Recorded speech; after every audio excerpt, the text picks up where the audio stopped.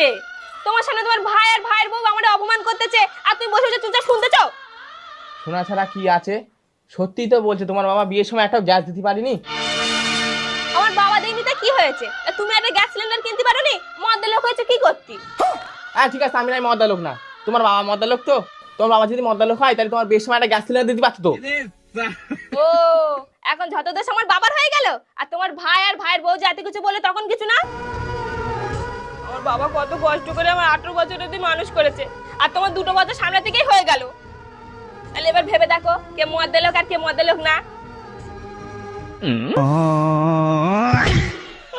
এই ছোট,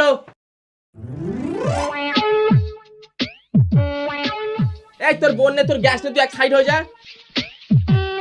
আমিও দেখতেছি তোদের গ্যাস কতদিন চলে। আর আমার বোর জন্য আমি এমন একটা জিনিস বানিয়ে দেবো সারা বছর চলবে, জীবনে শেষ হবে না।